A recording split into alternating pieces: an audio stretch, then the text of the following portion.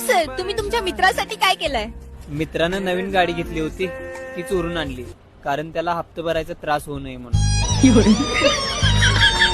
ज्यांना एका टाइमचं जेवण मिळत नाही त्या भिकाऱ्यांसाठी तुम्ही काय केलंय? एका भिकाऱ्याला खायला भेटत नव्हतं, त्याच्यावर केस टाकली आणि त्याला जेलमध्ये टाकला. आता त्याला भेटतं 2 टाइम.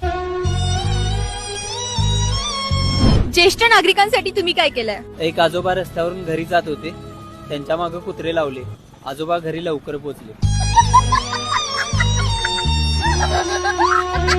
तुम्ही तुमच्या लहान भावासाठी काय केलंय? त्याचे पाय मोडले, कारण तो चुकीच्या रस्त्यावर चालू नये म्हणून.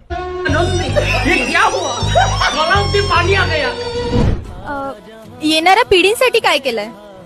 दारू पोरी पितोय, कारण पुढच्या पिढीसाठी पाणी वाचलं पाहिजे.